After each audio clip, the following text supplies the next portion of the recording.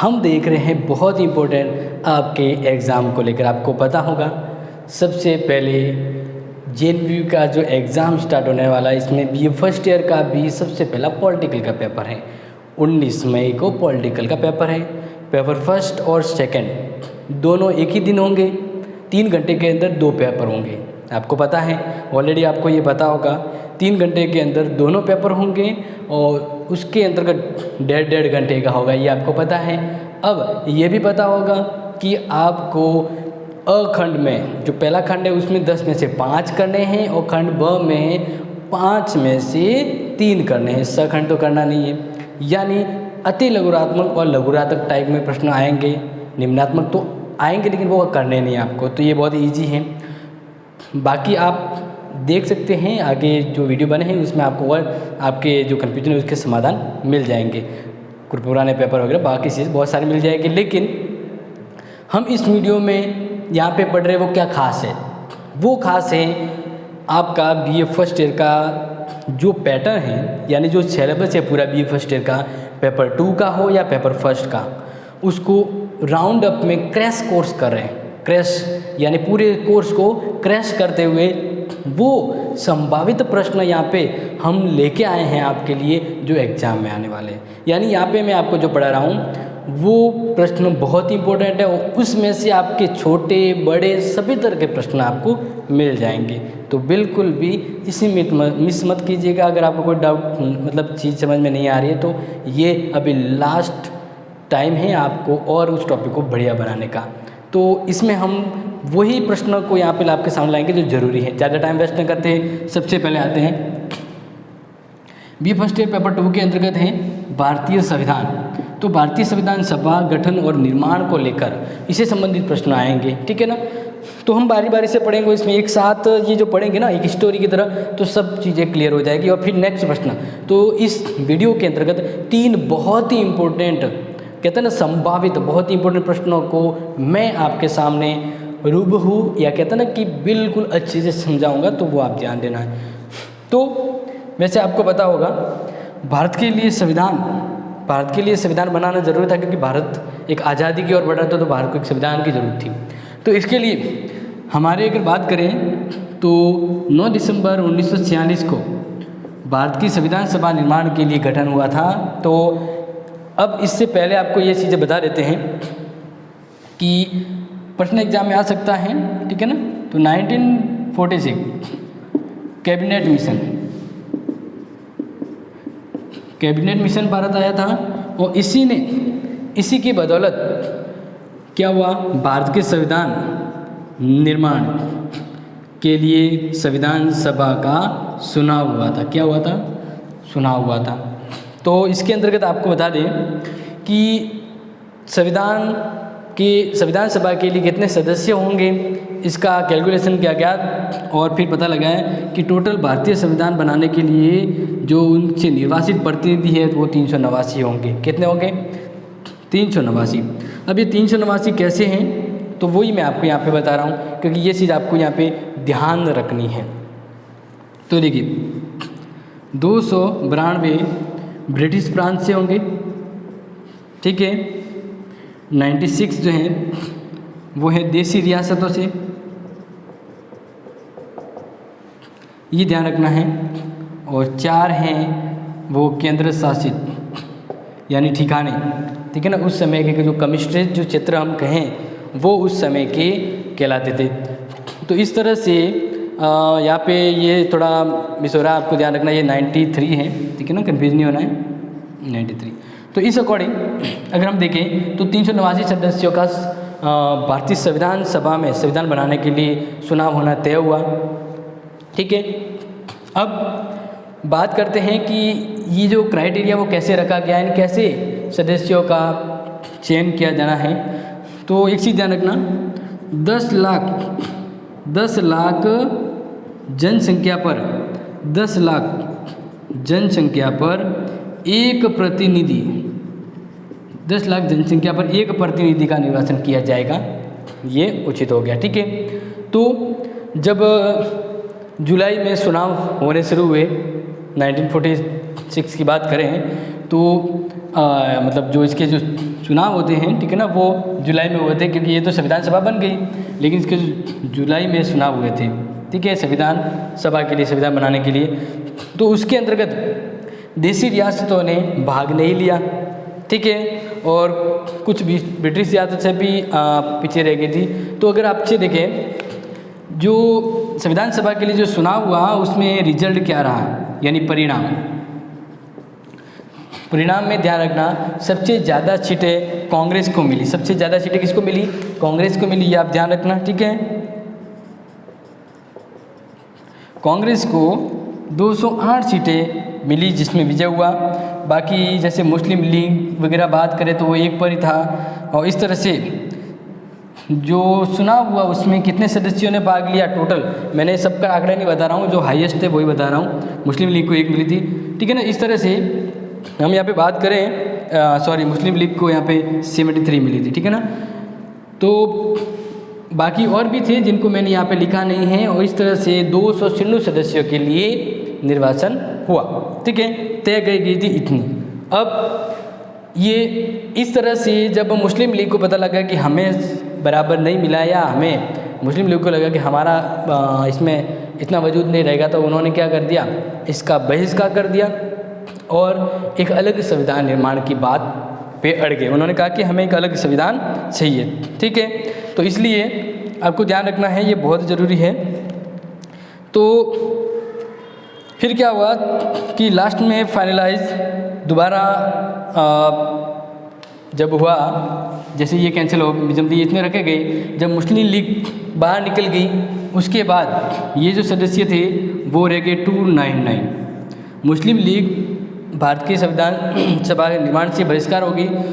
उसके बाद 299 सदस्य भारतीय संविधान सभा में संविधान निर्माण के लिए अब वो काम में आने लगे। इससे पहले थे वो निकल गए। तो ये चीज़ें आपको पता होनी चाहिए। अब हम आगे बढ़ते हैं, तब आपको अब बताते हैं कि संविधान सभा के लिए चुनाव हो गया, अब आगे क्या रणनीति रहती है, आगे क्या तरीका रहता है, या आगे क्या हुआ, तो वो चीज़ यहाँ पे देखते हैं। तो सबसे पहले एक चीज़ आप और ध्यान रखें कि संविधान बनाने के लिए टोटल संख्या कितनी थी, ये प्रश्न एक तो पूछा जा सकता है, और मुस्लिम लीग निकलने के बाद कितने सदस्य थे। अब आगे बढ़ते हैं, तो आपको जो इम्पोर्टेंट और कहते हैं छोटे प्रश्न आ जाए, वो चीज़ आपको यहाँ पे ध्यान रखनी है, वो मैं बता रहा हूँ।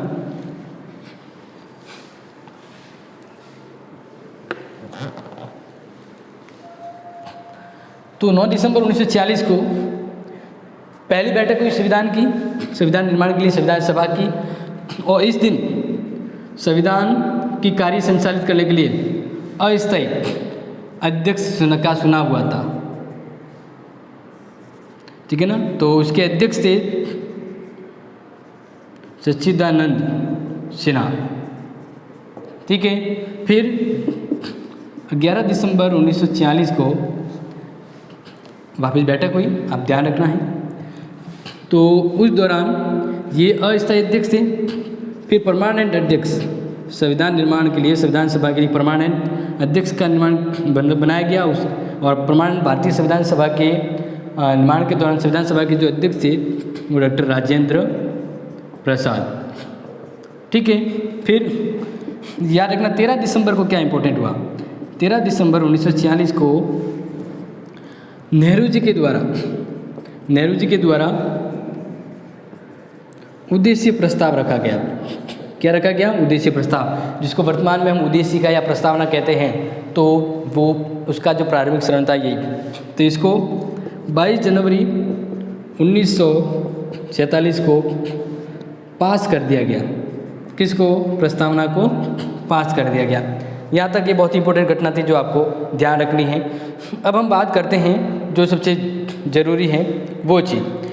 तो प्रश्न ये आएगा कि संविधान सभा में संविधान के लिए कितने वाचन हुए? 3 वाचन हुए थे। प्रश्न क्या आएगा? संविधान निर्माण के दौरान संविधान सभा के कितने वाचन हुए? 3 वाचन हुए थे, ठीक है ना। और तीनों की डेट आप लिखना चाहें तो मैं आपको यहाँ पे बता देता हूँ।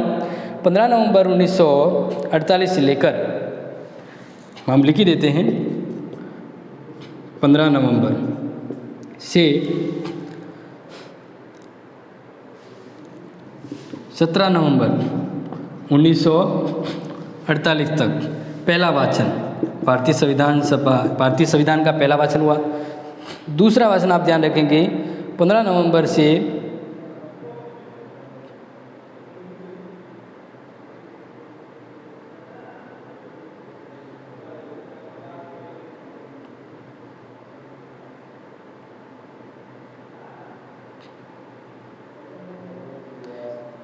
यहाँ पे थोड़ा चेंज किया गया है, लेकिन आपको ध्यान रखना है कि जो सेकंड वाचन है वो हुआ 1949 में। 1949 में यहाँ पे देखो डेट थोड़ा मिसमैच है, बट ये आप ध्यान रखेंगे। फिर संविधान का जो तीसरा वाचन, थर्ड वाचन हुआ संविधान का, वो हुआ 14 नवंबर से 17 नवंबर 1949 को। 14 से 17 नवंबर 1949 को। इसी तरह से हमारा काम शुरू हुआ था अब, और फिर जो संविधान यहाँ तक वाचन हुआ और संविधान बन के पूरा हुआ था 26 नवंबर 1949। इस तरह से यहाँ से लेके यहाँ तक संविधान के बनने में 2 वर्ष 11 माह और 18 दिन लगे। ठीक है, ये चीज़ आपको क्लियर हो जानी चाहिए। फिर हम आगे आते हैं, तो आपको ध्यान रखना है कि भले ही भारतीय संविधान लागू हुआ था 26 जनवरी को, लेकिन 26 नवंबर 1949 को इस संविधान की 15 धाराएं लागू हो गई थी। पूरा संविधान है वो 26 जनवरी को लागू हुआ था। ठीक है, अब हम बात करते हैं सबसे इम्पोर्टेंट वो चीज़ यहाँ पे आपको ध्यान रखना है कि संविधान के सभा की हम बात करें तो संविधान सभा के जो इम्पोर्टेंट जो प्रश्न आते हैं वो ये हैं संविधान निर्माण को लेकर। अब आता है दूसरा प्रश्न। दूसरा प्रश्न क्या है जो आपको ध्यान रखना है वो मैं आपको यहाँ पे बता रहा हूँ।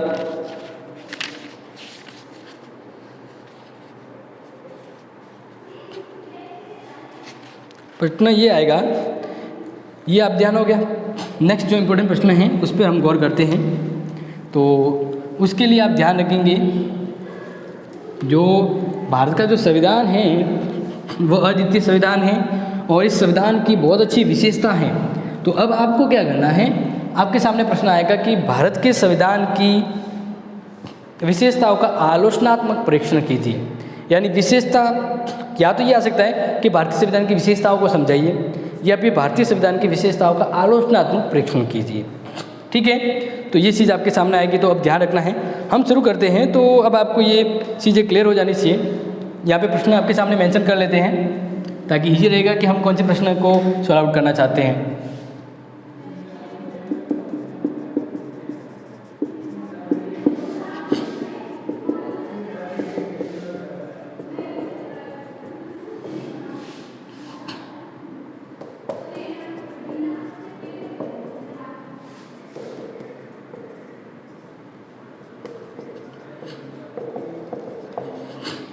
तो बड़ा प्रश्न कैसा भी आया, लेकिन प्रश्न में मेन यही रहेगा कि भारतीय संविधान की विशेषता बताइए या इसका आलोचनात्मक प्रश्न कीजिए। ओके, तो ये तो आपको पता है कि भारतीय संविधान कब बन गया था। भारतीय संविधान 9 दिसंबर 1946 से शुरू होकर 26 नवंबर 1949 तक बन गया था और भारत का संविधान लागू हो गया था 26 जनवरी 1950 से। तो ये चीज़ें आपको पता है, लेकिन अब हम बात करते हैं इसकी विशेषताओं को लेकर, भारतीय संविधान की विशेषताओं को लेकर। तो सबसे पहली विशेषता हम बात करें लिखित, निर्मित,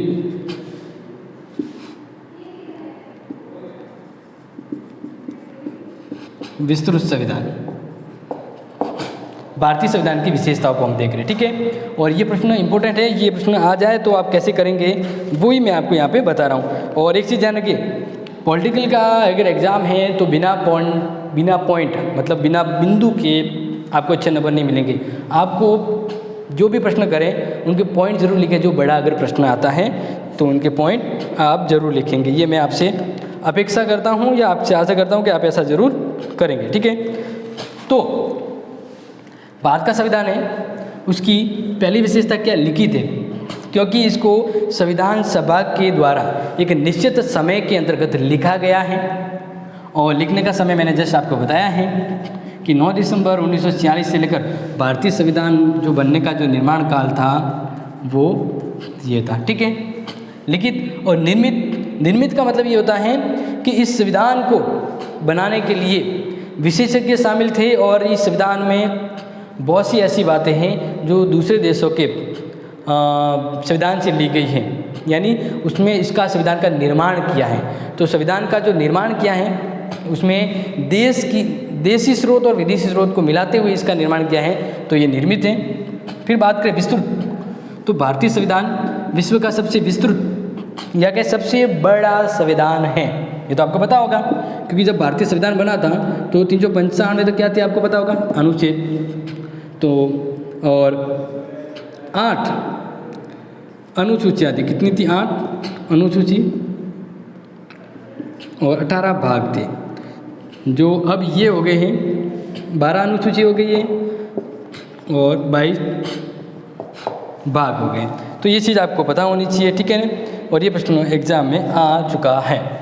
पहली विशेषता। दूसरी विशेषता, क्योंकि बाकी हम देश हैं ना, जैसे अमेरिका की देखें तो 7 ही अनुच्छेद हैं, या और कोई देश का देखें दक्षिण अफ्रीका का देखें तो 153 अनुच्छेद के अंतर्गत वो पूरा संविधान सिमट गया है। कनाडा का संविधान देखें तो उसके अंदर 147 अनुच्छेद ही हैं। और बात करें ऑस्ट्रेलिया का, तो ऑस्ट्रेलिया के संविधान में 128 अनुच्छेद हैं। तो इस तरह से देखें तो हमारे भारत का जो संविधान है वो सबसे बड़ा संविधान है, ठीक है। अब दूसरा देखते हैं, तो संपूर्ण प्रभुत्व संपन्न समाजवादी पंथ में लोकतंत्रात्मक गणराज्य इसमें अपनाया गया है। यानी इस संविधान की विशेषता है संपूर्ण प्रभुत्व। इसका मतलब है कि भारत को बनाने वाले लोग हैं और संपूर्ण प्रभुत्व शक्तिशाली है। यानी मेरा इस कहने का मीन्स है कि भारतीय जो संविधान है, इस संविधान को बनाने वाले लोग हैं और ये संविधान आज़ाद भारत की जनता के द्वारा बना है। यानी ये किसी के कंट्रोल में नहीं है कि भाई बाहर से कोई देश हमें कंट्रोल कर रहा है उसी अकॉर्डिंग हम संविधान बनाए, या भारत अंदर से किसी के गुलामी में है, इस तरह से नहीं। भारत पूरी तरह से प्रभुत्व संपन्न है और ये संविधान इस बात का प्रूफ है। ये इस संविधान की विशेषता आती है। नेक्स्ट बात करें इसके अंदर, तो बताया गया समाजवादी। भारत एक समाजवादी देश है। समाजवादी देश का मतलब होता है कि भारत के अंतर्गत ये बात कही गई कि भारत है ना, वो साम्राज्यवादी नहीं है कि उसको अपनी संख्या बढ़ानी है, नहीं। भारत है वह शांति चाहता है, वह एक समाज की नींव करना चाहता है। उसको पता है कि एक समाज ही उन्नति करता है और एक सामाजिक वातावरण उत्पन्न करता है। तो भारत और भारत के लोग चाहते हैं कि भारत एक समाजवादी देश बने। भारत के जो लोग हैं एक समाज का वातावरण पैदा करें, एक सामाजिक भाव अनुभव करें, एक परिपूर्ण समाज का रूप धारण करें। तो इसी को अभिव्यक्त करते हुए ये विशेषता अपनाई गई है। तीसरी बात किसमें करें, पंथ निरपेक्ष राज्य। आपको पता होगा भारतीय संविधान में 42वां संशोधन हुआ था। इसके द्वारा समाजवाद, पंथ निरपेक्षता और ये जो 2-3 शब्द हैं वो इसमें अपनाए गए थे। समाजवादी, ठीक है ना, अखंडता, तो ये जो शब्द हैं इससे अपनाए गए और भारतीय संविधान को विस्तारित रूप दिया गया। प्रस्तावना में एक बार संशोधन हुआ था। इसके पंथ निरपेक्ष राज्य का मतलब है कि भारत में विभिन्न धर्म हैं, लेकिन भारत का अपना कोई राष्ट्र धर्म नहीं है। भारत में जितने भी धर्म हैं सभी को बराबर समानता, अधिकार और महत्व दिया हुआ है। सभी धर्म के लोगों को उनकी स्वेच्छा से छूट दी गई है। तो इस तरह से एक राष्ट्र, एक राज्य का अपना कोई धर्म न होकर वह सभी धर्मों के प्रति बराबर नीति व्यवहार रखता है। यही कहलाता है धर्मनिरपेक्ष या पंथ निरपेक्ष, ठीक है। समझ में आ गया होगा। फिर बात करें भारतीय संविधान की और नेक्स्ट विशेषता की, तो है संसदीय प्रणाली। बिल्कुल, ये भले ही ब्रिटेन से अपनाई गई है, ये जो विशेषताएं हैं कहाँ से अपनाई गई है, ब्रिटेन से, लेकिन ये बहुत ही इम्पोर्टेंट, क्योंकि भारत में लोकतंत्री व्यवस्था है और लोकतंत्री व्यवस्था में सबसे ऊपर भारत के लिए कानून बनाने की शक्ति किसके पास है, संसद के पास है।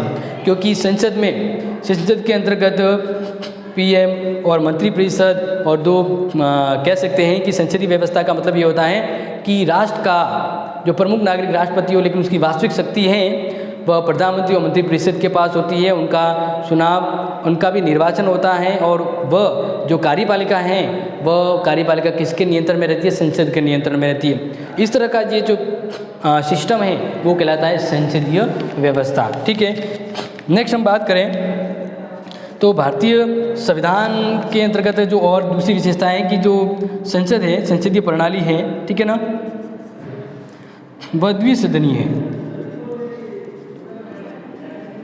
भारत की जो व्यवस्थापिका है वो कैसी है? द्विसदनीय, यानी भारत की संसद के 2 सदन हैं, लोकसभा और राज्यसभा।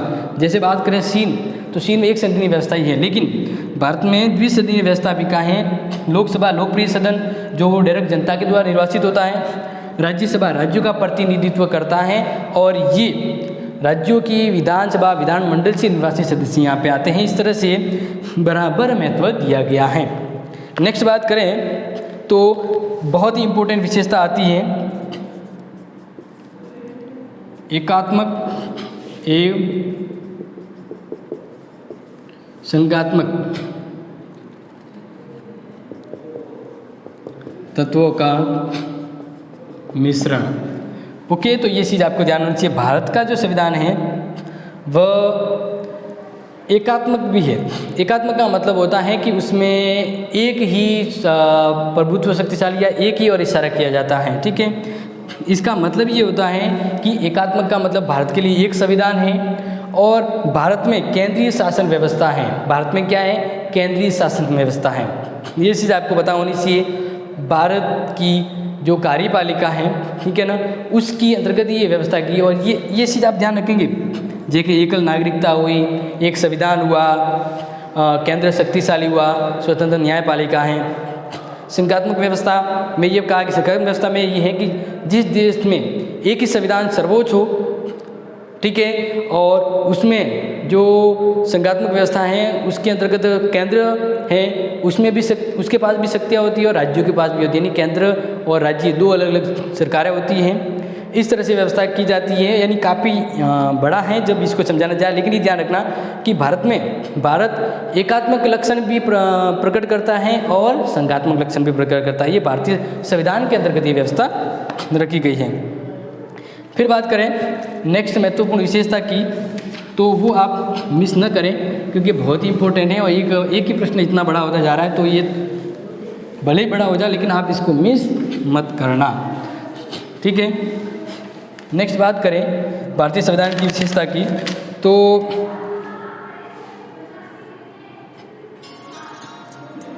इकहरी नागरिकता ये आपको ध्यान हो जाएगा। इकहरी नागरिकता का मतलब है कि भारत में दोहरी नागरिकता नहीं है। भारत में दोहरी नागरिकता नहीं है। जैसे हम बात करें अमेरिका में, स्विट्ज़रलैंड में, तो वहाँ पे उनके राज्य के द्वारा भी मान्यता प्राप्त होती है और केंद्र के द्वारा भी होती है। लेकिन हमारे यहाँ पे एक ही इंडियन सिटीजन, एक ही नागरिकता दी गई है। अपने भारत के संविधान की विशेषता है एकात्मकता, अखंडता को बनाए रखने के लिए। नेक्स्ट है कि भारतीय संविधान के द्वारा लोगों को मूल अधिकार दिए गए हैं। ये अपने आप में बहुत ही महत्वपूर्ण विशेषता है। मूल अधिकार पता होगा, भारतीय संविधान का जो भाग है 3, और अनुसूची की बात करें तो 12 से 35 तक जो है वह मूल अधिकारों के बारे में है। नेक्स्ट भारतीय संविधान की विशेषता है नीति निर्देशक तत्व। जिस तरह से मूल अधिकार व्यक्ति और उसके सर्वांगीण विकास के लिए जरूरी है, ऐसे ही नीति निर्देशक एक राज्य के लिए उसकी गाइडलाइन होती है जो संविधान के द्वारा उसको कहा जाता है कि आपको इस तरह से राज्य व्यवस्था बनाए रखना है। साथ ही साथ भारतीय संविधान के अंदर मूल कर्तव्य के बारे में भी बताया गया है, और ये भारतीय संविधान में 11 मूल कर्तव्यों का वर्णन किया गया। और ये भारत के संविधान में जब 42वां संशोधन हुआ था उस दौरान 34 सदस्यों की समिति के बाद ये जोड़ दिया गया था। ये आपको पता होना चाहिए। और भी बहुत ही इंपॉर्टेंट विशेषता है, लेकिन आपको जिस तरह का एग्जाम आएगा उसको ध्यान में रखते हुए ये काफ़ी इंपॉर्टेंट रहता है। नेक्स्ट बात करें, जो हम बात कर रहे हैं ना कि अपने आप को और कौन सा इंपॉर्टेंट प्रश्न है जो आपको समझना है, करना है, वो प्रश्न पे हम ध्यान देते हैं। तो वो ध्यान दीजिए आप, और वो प्रश्न मैं आपके सामने ले आ रहा हूँ। ओके, तो ये चीज़ आपके क्लियर है। नेक्स्ट हम बात करते हैं आगे।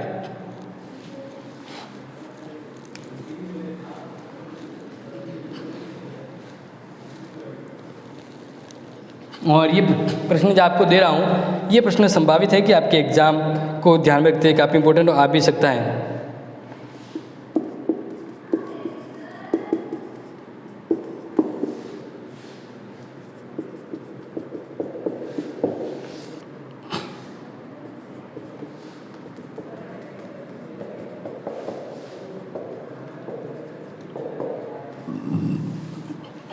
संवैधानिक उपचारों, आपको पता होगा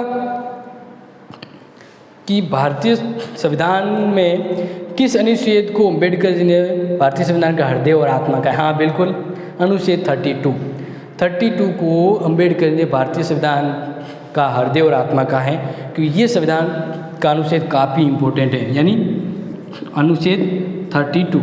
इसके द्वारा यह भारत के संविधान की एक रक्षा की प्रणाली की तरह अपनाया गया है इसको। यह मूल अधिकारों की रक्षा करता है और एक लोकतांत्रिक शासन व्यवस्था का भी लक्षण यहाँ पे प्रस्तुत करता है।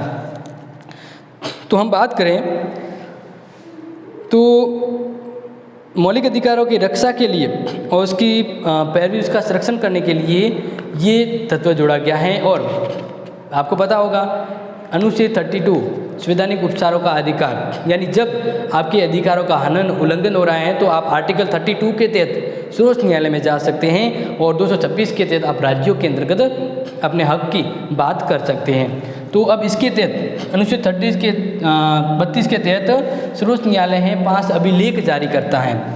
इसके तहत कितने अभिलेख जारी करता है? 5 अभिलेख। कितने अभिलेख जारी करता है? 5 अभिलेख जारी करता है, जिसको मैं यहाँ पे आपको बारी बारी से बता रहा हूँ। तो हम यहाँ पे पहले लिख देते हैं ताकि आपको ये इजी रहेगा। बंदी प्रत्यक्षीकरण पहला, दूसरा परमादेश, तीसरा प्रतिषेध, चौथा उत्प्रेषण और 5वां मैं आपके यहाँ पे लिख देता हूँ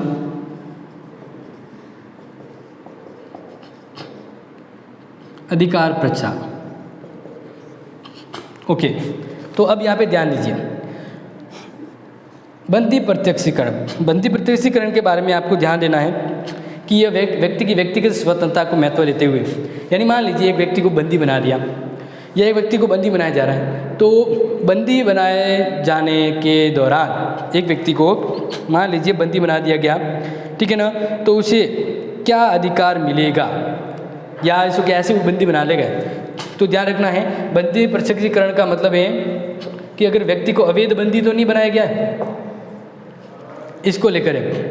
यानी बंदी प्रत्यक्षीकरण के तहत आपके पास अधिकार हैं कि आप बंदी बनाए जाने का कारण पूछ सकते हैं कि भाई मुझे क्यों बंदी बनाया गया है, क्या कारण है, किस वजह पे मुझे बंदी बनाया जाना चाहिए या बंदी बनाया जा रहा है। तो इसके अलावा बंदी बनाए गए व्यक्ति को उनके अधिकार दिए जाएंगे और उसके निश्चित समय पर उसे न्यायालय में पेश करना होता है।